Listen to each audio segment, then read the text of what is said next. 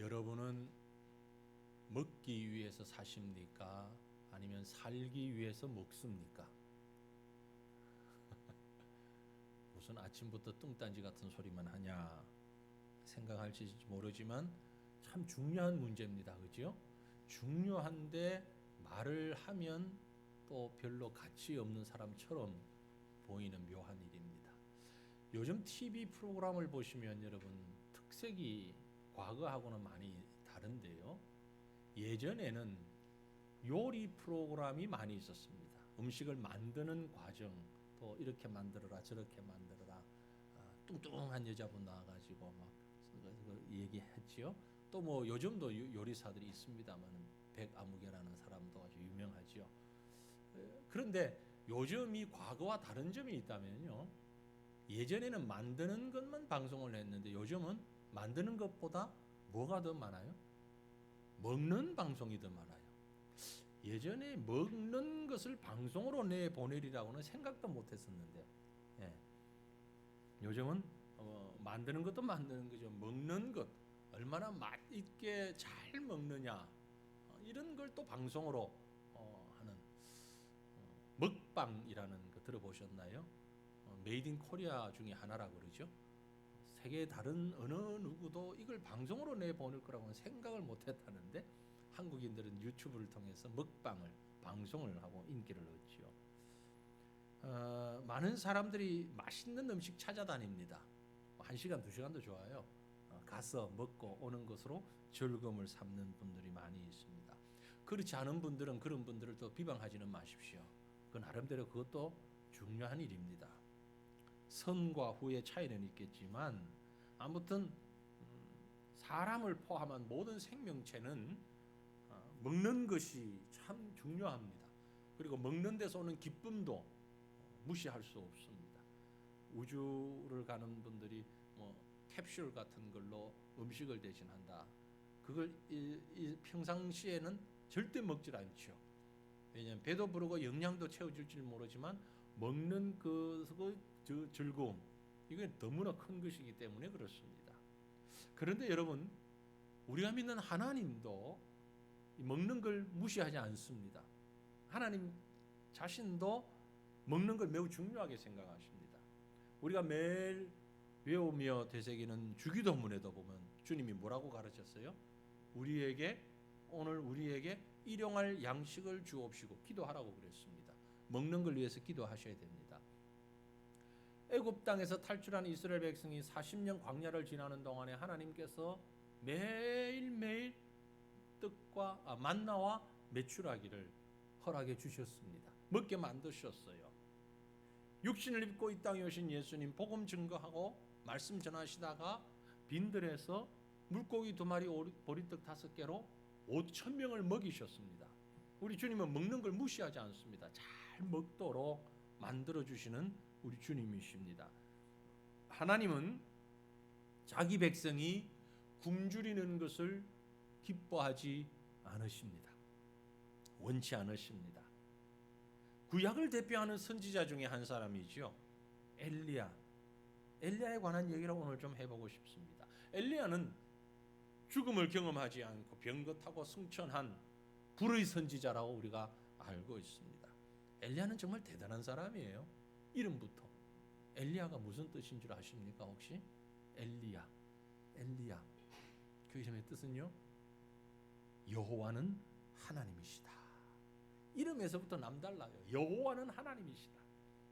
부모도 자신도 그 이름에서부터 하나님과 뗄 수 없는 그런 관계에 있는 것을 우리가 볼 수 있습니다. 길르앗 디셉 지방 사람인데요, 엘리야가 선지자로 활동하던 곳은 북이스라엘입니다. 당시 북이스라엘은 하나님 보시기에 제일 꼴보기 싫은 일을 행했어요. 그게 뭐지요? 우상 숭배하는 바알신, 아세라신 섬기며 북이스라엘은 아주 우상에 찌든 상황에 하나님께서는 엘리야를 통하여서 그 땅 백성들에게 하나님의 말씀과 심판과 경고를 하셨던 것입니다.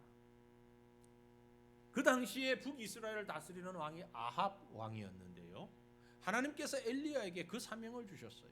무슨 사명인가 하니까 왕에게 가서 앞으로 3년 반 동안 비가 안 올 것이라고 예언해라. 저주죠, 저주. 그렇죠? 네, 여러분 생각해 보세요. 3년 반 비가 안 온다. 어마어마한 저주입니다. 그래서 그 말을 들은 아합 왕이 엘리야를 잡아서 가두든지 죽이고 싶었어요. 이런 상황에까지 이르게 하신 것이 하나님입니다. 근데 말입니다, 참 이상한 일이 있어요. 이상한 일. 하나님은 엘리야에게 그렇게 명령하라, 그렇게 예언하라 명하신 다음에 엘리야를 다른 곳으로 피신시켰어요. 피신시켰어요. 그리고는 기적적인 방법으로 그를 먹여 살리십니다. 까마귀를 통해서 먹여 살립니다. 과부를 통해서 먹여 살립니다. 이 참 놀라운 일이에요. 하나님이 이 사건을 무엇을 위해 이렇게 인도하셨을까? 오늘 이 아침에는요, 우리가 엘리야에게 나타난 이 기적 같은 사건을 한번 생각하면서 주님이 우리에게 뭘 말씀하시는가에 귀를 기울여 보기를 원합니다. 오늘 말씀의 처음과 끝 전부이기도 하고 가장 중요한 베이스이기도 한데요, 그것이 뭐냐면은 한번 같이 따라 하십시다. 하나님의 명령에 절대 순종하자. 아멘입니까? 하나님의 명령에 절대 순종하십시다. 순종하시기를 바랍니다. 이해가 안 되어도 순종하십시오. 논리적으로 맞지 않아도 순종하십시오. 무조건 순종하십시오. 아무튼 순종하십시오. 절대로 순종하십시오. 하나님의 명령 이해할 수가 없어요. 하나님 왜 그러시지? 그래도 순종하십시오. 온전히 순종하십시오. 노아처럼. 노아가 그랬습니다. 방주를 만들어라. 산 꼭대기에 방주를 만들어라. 말도 안 되는 소리. 순종했습니다. 순종했더니 역사가 나타났어요. 아브라함에게 그랬습니다. 내 본토 친척 아비 집을 떠나라. 내가 너에게 지시하는 곳으로 가라. 말도 안 되는 얘기입니다. 이해할 수가 없어요. 떠났습니다. 그게 순종입니다. 오늘 본문 말씀 1절 보실까요? 길라앗에 우거하는 자 중에 디셉 사람 엘리야가 아합에게 말하되 내가 숨기는 이스라엘 하나님 여호와께서 살아계심을 두고 맹세하노니 내 말이 없으면 수년 동안 비도 이슬도 내리지 아니하리라. 있지 아니하리라. 이렇게 명령하라. 이렇게 예언하라. 놀라운 선포입니다. 만약 저보고 이렇게 말하라고 그랬으면 못할는지 몰라요. 뭐 할 수도 있겠지만 믿음으로 담대하게 왕 앞에 가서 앞으로 3년 반 동안 비가 안 올 겁니다. 이슬도 내리지 않을 겁니다. 너 죽으라는 얘기예요. 우리 망한다는 얘기예요. 여러분 세상을 향해서 이렇게 선포할 용기 있으십니까? 엘리야는 그 말씀 순종했습니다. 그런데 그 다음이 정말 기가 막히는 일입니다. 하나하나 생각해 보면 적어도 전능하신 여호와 하나님이 엘리야에게 이렇게 명령하셨어요. 그럼 그 다음에 어떻게 해야 됩니까? 엘리야가 두렵겠죠. 겁나겠죠. 하나님, 나 이렇게 하나님 시키는 대로 얘기하긴 했는데 그 다음 어떻게 해요? 나 어떻게 살아요? 저 아합이 나를 죽이려고 지금 서슬이 퍼는데 어떡하죠? 그때 하나님이 뭐라고 말씀하시면 좋을 것 같아요? 엘리야야, 두려워하지 말라. 염려하지 말라. 내가 너와 함께 있다. 너 선지자 않지? 난 전능하신 여호와잖아. 이랬으면 얼마나 멋있어. 얼마나 폼나. 그런데 성경 보세요. 2절 이어서 보시면 뭐라고 해요? 2절에 뭐라고 그래요? 자막 안 나옵니다. 하나님 뭐라고 하세요? 엘리야 보고 야 도망가 도망가. 그 얘기예요. 야 도망가 도망가. 어디로 갈까요? 어디로 가라? 저기 시내가에 가. 저기 그릿 시내가로 가. 말이 됩니까 지금? 어떻게 이해가 되세요? 그릿 시내가가 그릿이 어딘가 하니까 그 지역이요 엘리야의 고향 옆이에요. 자, 우리 뭐 이 가운데 경험은 없겠지만 범죄자들이 범죄하고 나면 간접적으로 영화나 드라마에서 보잖아요. 범죄자들이 피신할 때 제일 1차적으로 선호하는 곳이 어디게요? 자기 고향. 왜요? 지역이 익숙하잖아. 골목이 어디에 있고 어디로 가면 숨을 수 있고 알잖아. 그래서 고향으로 먼저 가는. 예나 지금이나 똑같아요. 누군가를 찾아서 도망자를 잡으려면 제일 먼저 택하는 곳은 고향을. 그런데 하나님이 그걸 모르시나? 왜 하필이면 그리 시냇가에 엘리야의 고향 가까이 가라는 거예요. 그것도 산속 깊은 토굴 속이 아니고 시냇가. 시냇가는 사람들 눈에 잘 드러나는 곳이에요. 아니, 도망을 가면 꼭꼭 숨어야지. 누구도 찾을 수 없는 곳에 가서 꼭꼭 숨어야지. 고향 마을 시냇가에 가서 숨으래요. 그런데 엘리야는 어떡합니까? 하나님, 지금 이게 말이 됩니까? 라고 하지 않았어요. 그대로 갔어요. 그리고 하나님 말씀하십니다. 까마귀가 밤낮으로 아침 저녁으로 고기하고 떡하고 갖다 줄 거야. 여러분, 이 말을 믿어요? 이 말을 믿냐고요? 까마귀가 어떤 새입니까? 새 중에 정말 참 대책 안 서는 새가 까마귀요. 여러분 혹시 오합지졸이라는 말 아세요? 오합지졸 무슨 뜻입니까? 이거 뭐 앞뒤도 없고 정신 없고 질서 없고 아무 무질서한 걸 오합지졸이라고 해요. 그 오가 까마귀 오자예요. 오합이라는 게 까마귀 무리를 얘기하는 거예요. 까마귀가 무리가 돼서 모이면 이건 정신 없다는 거예요. 질서도 없고 윤리도 없고 새가 윤리가 있겠습니까마는 이건 아무것도 뭐 대장도 없고 쫄병도 없고 아무것도 없는 거예요. 그래도 기러기는 질서가 있어서 앞서는 거 대장이 인도해 가고 뒤에 무리가 따라가고 이런 거라도 있잖아요. 그죠? 까마귀는 이것도 저것도 아무것도 없어요. 까마귀가 좋아하는 게 뭐예요? 썩은 고기요. 썩은 고기. 그런 까마귀가 아침 저녁으로 엘리야에게 먹을 걸 갖다 준대요. 그러니까 네 고향 마을 시냇가에 가서 숨어라. 아니, 하나님 여호와 전능하신 하나님 아닙니까? 좀 이럴 때 두려워 말라, 무서워 말라 이래야 뭔가 좀 폼이 나는 신앙 같은데 이것도 아니고 숨으라고 그러고 그것도 말도 안 되는 그런 곳에 가서 숨으라고. 또 문제는 뭔 줄 아세요?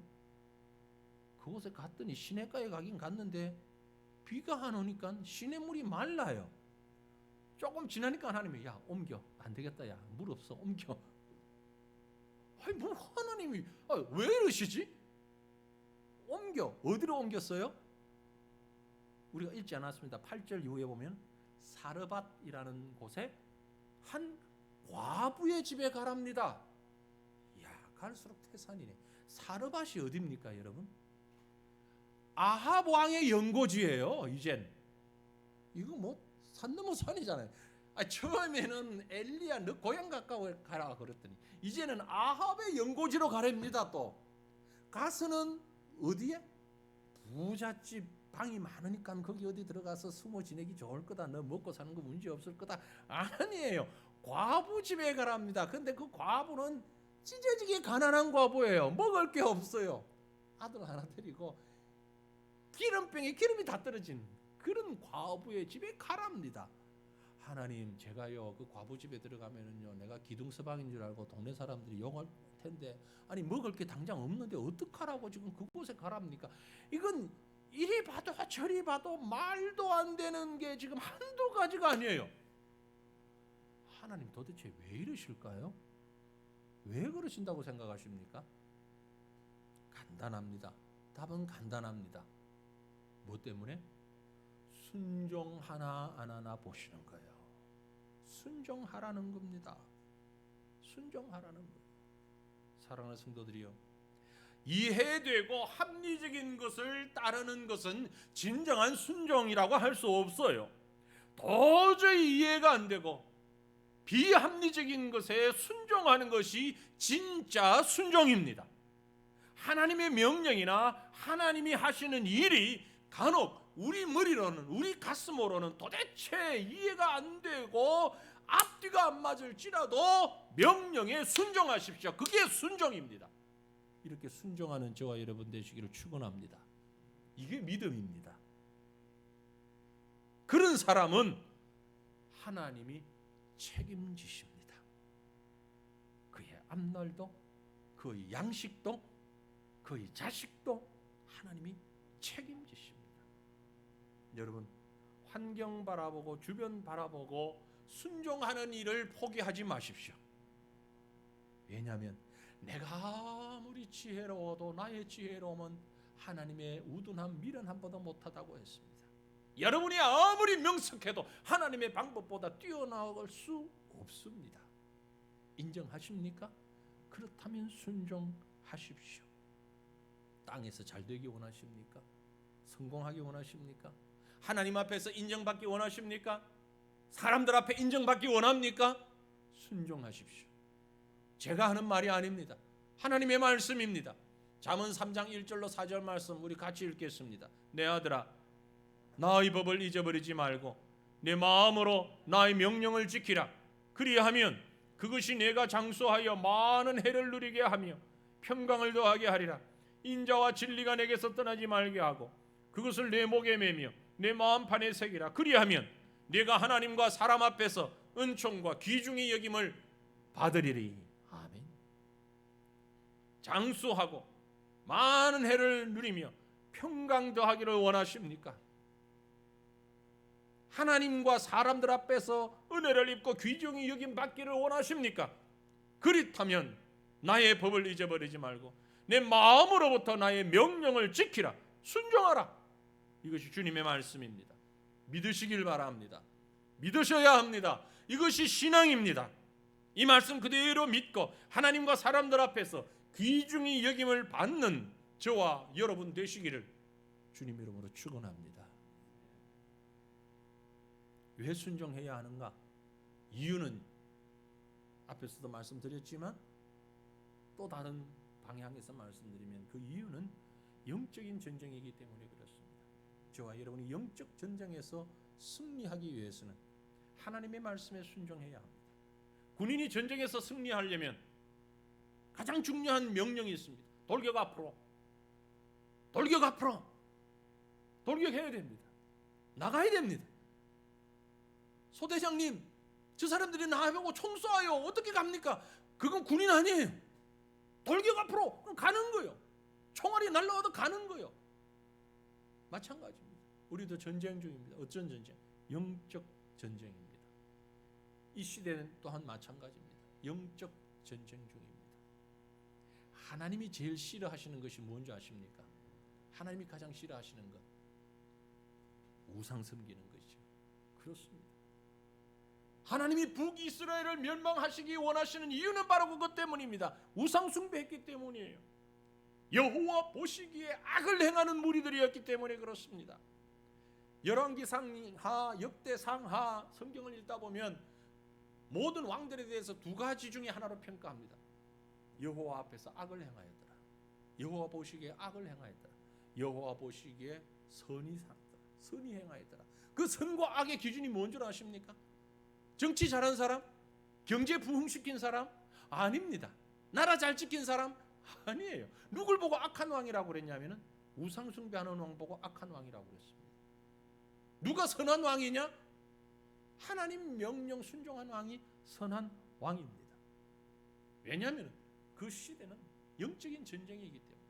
지금 이 시대도 마찬가지입니다. 누가 뛰어난 정치인입니까? 누가 뛰어난 지도자입니까? 누가 멋진 대통령이고 누가 최고의 정권입니까? 하나님 말씀에 순종하는 자들이, 하나님의 법을 따르는 자들이요. 왜냐하면 우리는 지금 영적인 전쟁을 하고 있는 것입니다. 믿음 생활이라 하는 것은 영적인 전쟁입니다. 하나님이 왜 엘리야 편일까? 왜 엘리야만 먹이고 보호하실까?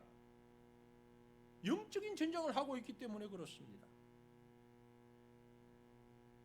엘리야가 선포한 이 말씀은 3년 동안 비가 오지 않을 것이라는 말씀은 아합 정권을 향하여서, 아합 왕을 향하여서 사탄의 정권을 향한 하나님의 심판이었습니다.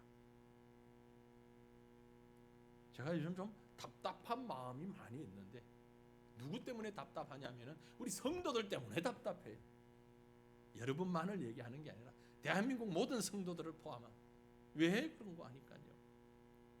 성도들에게 있어서 신앙보다 앞서는 게 너무 많아요.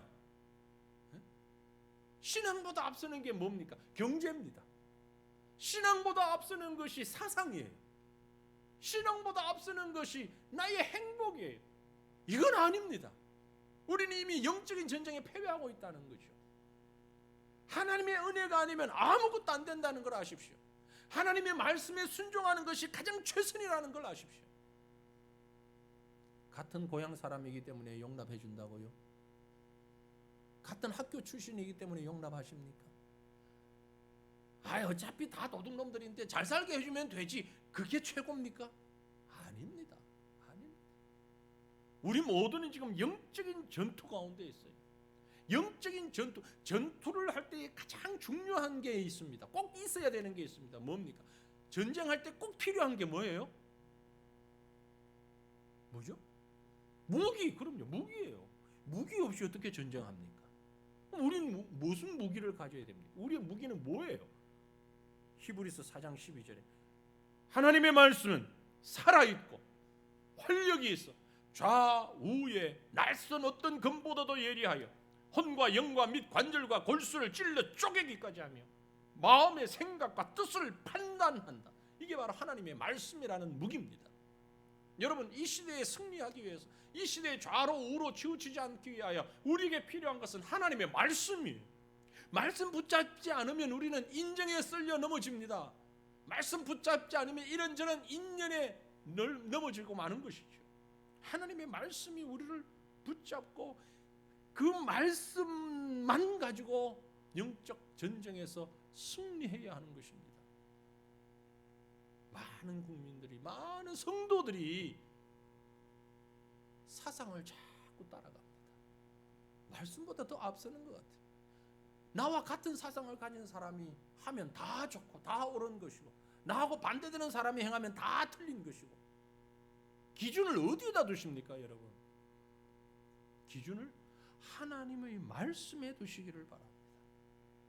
요즘 우리 사회에 크게 이슈가 되는, 대두되는 문제들이 몇 가지가 있죠. 동성애 문제라든지 낙태 문제라든지 이런 여러 가지 문제들을 가지고 뭐 설교를 해야 되고 말씀을 가지고 분석을 하고 그러는데, 여러분 복잡할 것 없어요. 매우 간단한 기준이 있습니다. 그 기준이 뭐냐? 상황과 환경을 기준하지 말고 하나님의 말씀을 중심하십시오. 그리고 그 말씀 가지고 판단하셔야 됩니다. 여기서 벗어나면은요, 신앙이 자꾸 엉뚱한 곳으로 갑니다. 사탄이 왜 그걸 모르겠습니까? 사탄은 우리를 너무 잘 압니다. 사탄은 사람의 심리도 꿰뚫고 있습니다. 그래서 자꾸 그렇게 때로는 유하게, 때로는 강하게 우리의 중심을 흐트려 놓는 거죠. 지금 낙태 문제가 심각한 상황이 되어 있습니다. 많은 사람들이 논쟁을 합니다.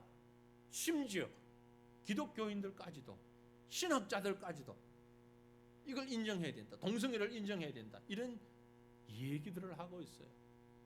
그들이 얘기를 들어보면 한면 논리도 있고 타당한 것처럼 보이기도 합니다만 전혀 그렇지 않습니다. 아니, 지금 미혼모가 아기를 가졌는데 이 아기를 낳아서 어떡할 거냐고. 차라리 낳지 않는 게 더 장래를 위해서 유익하지 않냐. 원치 아니하는 아기를 낳았는데 부부가 합의하면 낙태시킬 수 있지 않겠냐. 태아가 지금 심각한 육체적인 어떤 결함을 가지고 있는데 출생시키는 것보다 낙태가 낫지 않냐. 뭐 이런 얘기들을 막 하면 솔깃해질 수 있습니다. 여러분, 그러나 중심을 잃지 마십시오. 그 모든 얘기의 기준은 어디에 두고 있습니까? 상황이라는 데 두고 있어요. 지금 형편이 이러니까, 이 사람의 형편이 이러니까, 이 사람의 상황이 이러니까, 사람들의 생각이 이러니까, no, 아니에요. 적어도 믿음의 사람이라면 우리의 기준을 그런 상황에다가 두지 마시고 어디에 둬야 됩니까? 하나님의 말씀에다가 두어야 돼요. 하나님이 기뻐하시는 일이냐, 말씀이 금하는 일이냐 아니냐, 성경을 가지고 판단하십시오. 내게 주어진 상황은 정말 힘들고 어렵고 어찌할 방법 없어요. 그것만 가지고 따진다면 목사도 여러분도 그 따라갈 수밖에 없어요. 이해할 수밖에 없어요. 고개를 끄덕일 수밖에 없어요. 하지만 중심은 하나님의 말씀을 붙잡아야 된다. 이것이 순종이고, 이것이 믿음이고, 이것이 영적 전쟁에서 승리할 수 있는 겁니다. 정치적인 이념, 사회적인 가치관, 통념 다 내려놓으시고 하나님의 말씀을 먼저 붙잡을 수 있기를 간절히 바랍니다. 이것만이 승리의 요소입니다. 말씀의 결론을 맺어야 되겠습니다. 이렇게 했을 때 마음속에 질문이 생깁니다. 그럼 난 어떡하라고? 그럼 우리는 어떡하라고? 어떡합니까? 여러분 믿으십시오. 하나님이 우리 생명을 책임지십니다. 하나님이 우리 생명을 책임지십니다. 엘리야를 책임지신 하나님께서 우리를 책임지시는 줄 믿으시길 바랍니다. 내가 주님 위에 목숨을 걸면 주님은 나의 목숨을 지켜주시는 줄 믿으시길 바랍니다. 왜 하나님이 엘리야 편이었을까? 왜 갈멜산 영적 전투에서 하나님은 엘리야 편에 서셨을까? 엘리야는 우리가 가지지 못한 특별한 무엇을 가지고 있었을까? 아닙니다. 신약 성경에 기록하기를 엘리야는 우리와 성정이 같은 사람이라고 했어요. 똑같은 사람입니다. 그런데 왜 하나님은 엘리야를 유독 사랑하며 엘리야 편에만 서셨을까? 이유는 그는 하나님께 목숨을 맡기고 살았기 때문에 그렇습니다. 하나님이 생명의 주인이라는 사실을 알았습니다. 그래서 고백했습니다. 너무너무 어려운 침체에 빠져서 로뎀나무 아래에 가서 주저앉아서 있을 때에 여호와여 넉넉하오니 지금 내 생명 취하소서 그러고 있을 때에 하나님은 그를 살펴주셨습니다. 내 생명 취하소서 그래 죽으라 죽이지 않았어 살려주셨습니다.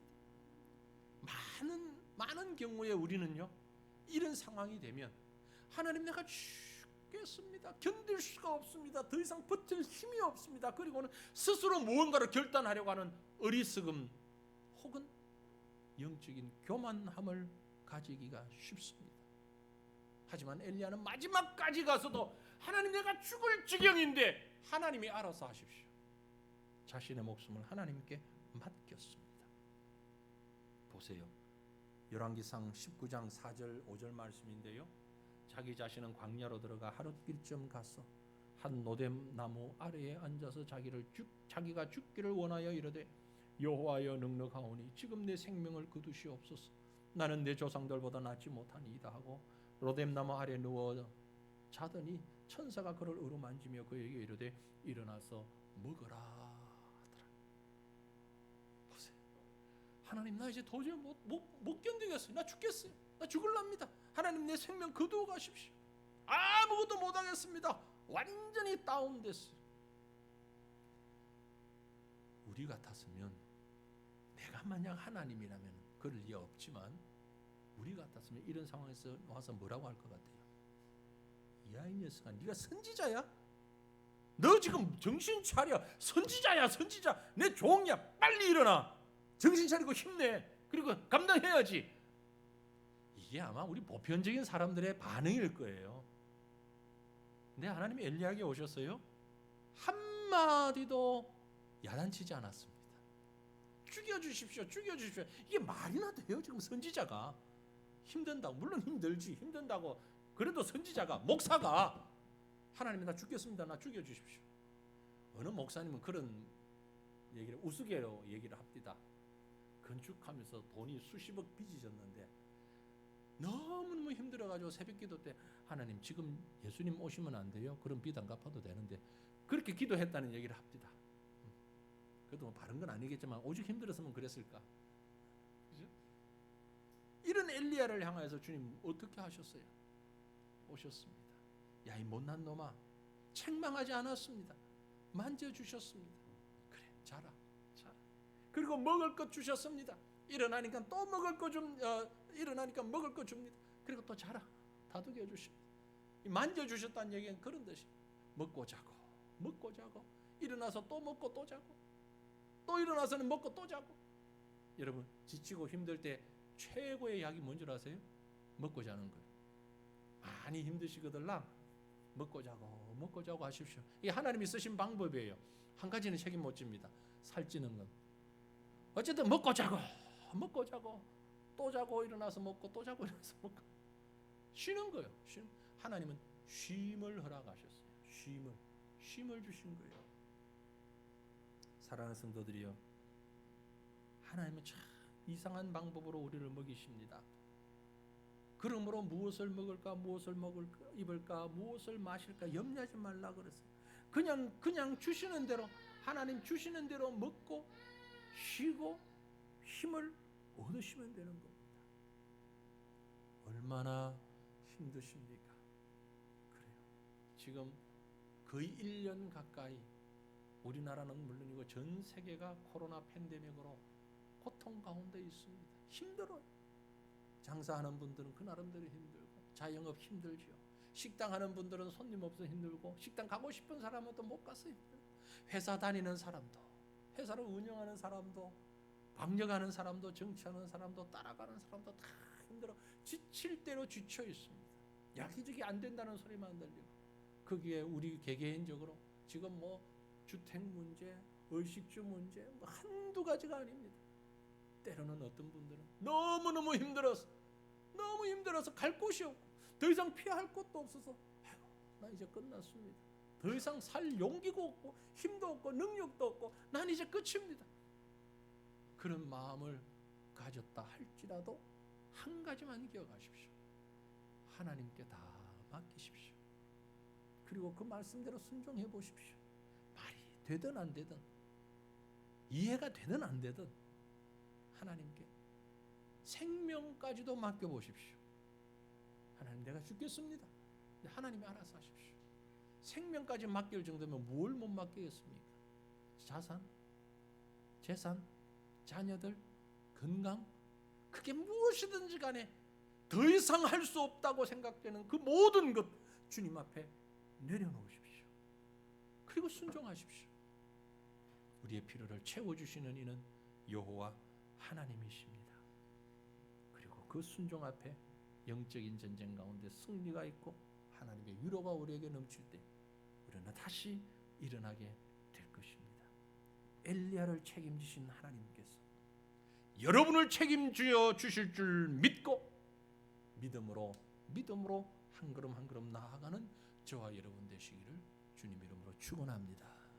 같이 기도하십시다. 우리 한 마음으로 우리의 안타까움과 우리의 연약함을 내려놓고 주님 앞에 우리의 마음을 열어 입술을 열어 통성으로 먼저 기도하기를 원합니다. 우리 다 같이 주님 앞에 간절히 기도하십시다. 사랑하는 하나님, 은혜를 감사합니다. 우리를 지켜주신 하나님이여, 우리를 사랑하신 여호와여, 주께서 우리와 함께 하시며 우리의 부족과 우리의 연약함까지도 아버지 하나님께서 허물지 아니하시고 우리를 살피시는 줄로 믿습니다. 아버지 하나님, 결심도 하고 다짐도 가져보지만 그럼에도 불구하고 쉽지 아니하는 우리의 현실과 우리의 형편이 우리를 가로막고 있습니다. 우리를 붙잡고 있습니다. 낙심되기도 하고 절망되기도 하고 하나님이여 넘어진 자리에서 일어날 힘조차 없습니다. 그럼에도 불구하고 하나님, 우리는 오직 여호와 하나님만을 바라봅니다. 하나님만을 의지합니다. 순종하게 하옵소서. 가슴을 열고 순종하게 하옵소서. 심령을 열어 순종하게 하옵소서. 이해되지 아니하고 용납되지 아니하고 도무지 우리가 감당할 수 없는 것 같다 할지라도 오직 여호와 하나님의 말씀을 기준으로 하고 그 말씀만 중심으로 살아가며 그 말씀을 가지고 판단하고 그 말씀 가지고 판단하고 바라보고 평가하며 그 말씀 붙잡고 주님 우리의 손을 붙잡아 주시는 의지하며 나아갈 수 있는 저희가 될 수 있도록 주여 도와주시옵기를 간절히 빌고 원하옵나이다. 하나님, 은혜도 하여 주시옵소서. 우리를 사랑하시는 하나님, 감사 영광을 주님 앞에 올려드립니다. 하나님의 뜻을 이루며 살아가기를 원합니다. 현실이 그렇게 간단하지가 않습니다.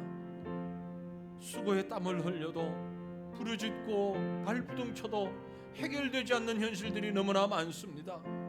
그리하여 때로는 낙심도 하고 절망에 빠지기도 하고 위로받을 곳이 없는 우리의 모습입니다. 우리와 같이 연약한 자들, 우리같이 부족한 자들, 너무 고통스럽고 힘이 들어 일어날 기력조차 상실한 우리의 연약함 하나님 아십니다. 아버지 하나님, 그러나 이 시간 엘리야를 생각하며 다시 한번 우리 믿음의 용기를 가지기를 원합니다. 나를 찾아오시는 주님, 나를 만져주시고 위로하시는 주님, 배부르게 채워주시는 주님, 우리의 필요를 만들어주시는 여호와 하나님, 그 주님을 만나게 하옵소서. 주님의 명령 앞에 우리 자신을 내려놓게 하옵소서.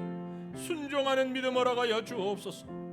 지금 내게 주어진 문제들이 너무너무 많아서 힘이 들어서 감당할 수 없다고 생각되지만, 때로는 이것이 개인적으로 혹은 사회적으로, 가정적으로, 세상적으로 도무지 해결할 수 없는 문제처럼 보이지만, 이 모든 것이 실상은 영적인 문제요, 이 영적인 전쟁 가운데서 승리하기 위하여서 주님이 우리에게 강한 무기로 주신 하나님의 말씀을 잊지 않게 하시고, 이 말씀 붙잡고 다시 한번 일어나며 다시 한번 주의 위로와 능력 공급받아 승리하는 삶을 살아가는 주의 백성들 되게 하옵소서.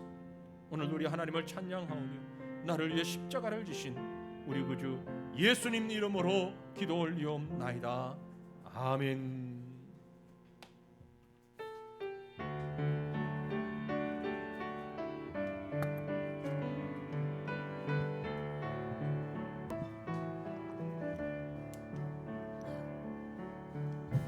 세상 어느 곳을 가든지 어디서 무엇 하든지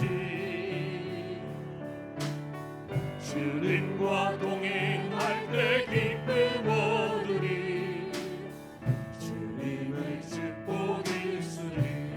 이 세상 가야 할 곳 많고요, 세상 가야 할 곳 많고요, 할 일도 많이 있지만 있지만 주님과 동행할 때 행복이 있으리.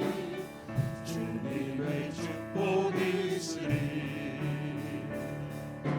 때론 시련을 가라 휘몰아친다 하여도 나는 두려웠겠네. 주님 나와 동행하시니 주님만 찬양합니다. 주님만 의지합니다.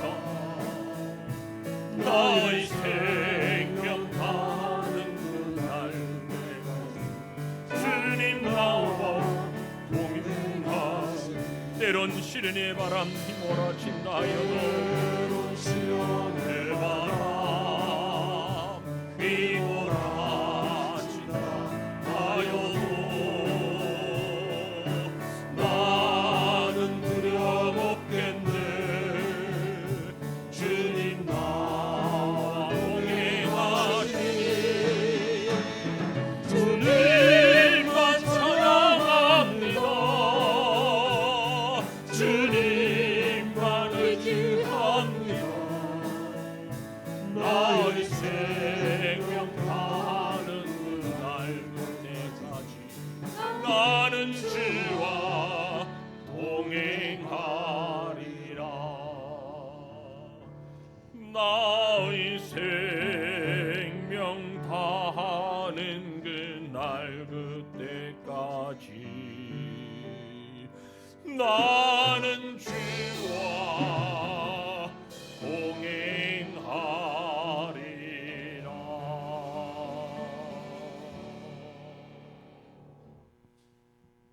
우리 구주 예수 그리스도의 은혜와 하나님 우리 아버지의 그 크신 사랑하심과 성령님의 감화 감동 위로 충만하심이 힘들고 어려워 생명까지 포기할 만큼 고통스러운 그때에도 주님 나를 찾아오시고 어루만지시고 일으켜 세우시고 회복시키시고 채워주시는 여호와 하나님이신 줄로 믿고 순종하며 말씀 붙잡고 오늘도 믿음으로 일어서기를 원하는, 머릿속엔 사랑하는 주의 귀한 백성들 그 머리 위에 가정과 자녀들과 몸된 교회와 이 나라의 민족과 온 세계에 흩어져 주의 복음 붙잡고 있는 영혼들, 심령들 그 머리 위에 이제로부터 영원 무궁토록 함께 계실지어다.